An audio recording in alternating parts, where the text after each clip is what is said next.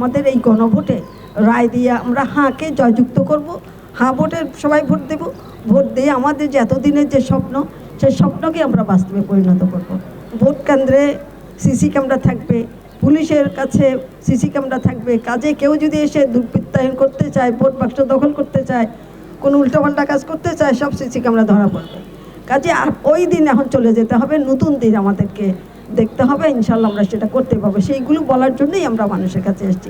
আমাদের যখন কোনো ফেসিস্ট কিংবা কোনো দুর্বৃত্ত যখন তার বিচার হয়, যখন তার ফাঁসির আদেশ হয়, কিংবা তার যখন যাবজ্জীবন হয়, কি হয়? প্রেসিডেন্ট তাকে ক্ষমা করে দেয়। কিন্তু যে দুর্বৃত্ত যাদের সাথে দুর্বৃত্তগিরি করেছে, যাদের কষ্ট দিয়েছে, যাদের সন্তানকে হত্যা করেছে, তার থেকে তো কোনো অনুমতি নেয় নাই। কাজে এবার বলা হচ্ছে, যদি প্রেসিডেন্টকে ক্ষমতা ওভাবে দেওয়া যাবে না, যিনি ক্ষমতা প্রেসিডেন্ট যে ক্ষমতার মধ্যে থেকে যার সন্তান গেল কিংবা যার ক্ষতি হইল, যে কষ্ট পেল, তার অনুমতি ছাড়া ক্ষমা করে দেওয়ার অধিকার পাবে না। অর্থাৎ জনগণ যেটা চাইবে সেটাই হবে। সেই জনগণের চাওয়াটা অত্যন্ত সাধারণ। আমাদের জনগণের চাহিদাটা হলো আমরা ঠিক মতন খাওয়া পড়া করতে পারবো, আমাদের ছেলেমেয়েরা নিরাপদ স্কুলে যেতে পারবে, কলেজে যেতে পারবে, ছেলেমেয়েরা তাদের মেধা অনুযায়ী চাকরি বাকরি পাবে, ব্যবসা বাণিজ্য করতে পারবে, কোনো রকমের দুর্বৃত্তরা ব্যবসা করার ক্ষেত্রে চাঁদাবাজি করবে না। অর্থাৎ যা আমাদের সমাজে এখন হচ্ছে এগুলো হবে না। কাজে আমরা যদি ওইরকম সমাজ একটা করতে চাই, ওইরকম দেশ আমরা যদি করতে চাই, এই গণভোটটা সেটার জন্য, দেশ পরিবর্তনের জন্য। আগের কিসিবে দেশ চলবে না, দেশ নতুন করে আমাদের সবার অংশগ্রহণের মধ্য দিয়ে দেশটা তৈরি হবে। আমাদের সামনে যে 12 তারিখে যে ভোটটা আছে, সেখানে একটা হলো গণভোট, আরেকটা হলো সংসদীয় ভোট। মূলত আমরা কথা বলতে এসেছি গণভোট নিয়ে।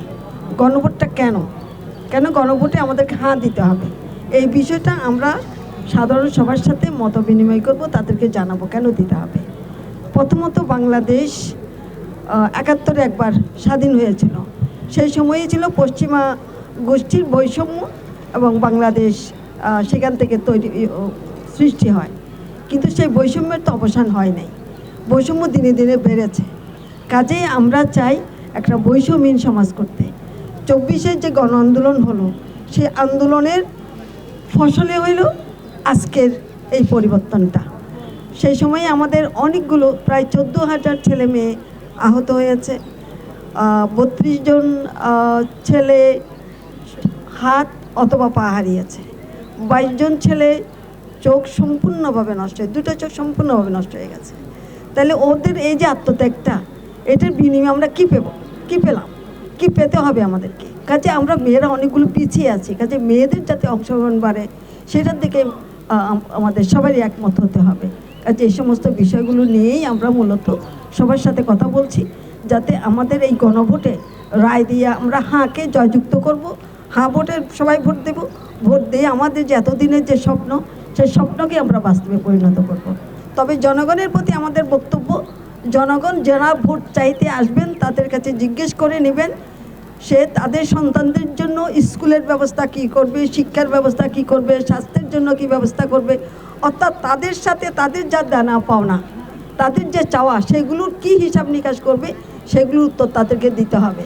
তখনই তারা ঠিক করবে কোন মানুষটাকে তারা ভোট দেবে, সে তার নিজের ইচ্ছা মতো দেবে। সেইখানে আমাদের সরকারের কিছু করণীয় নাই, আমরা সম্পূর্ণ নিরপেক্ষ থেকে ভোটটা করতে চাই।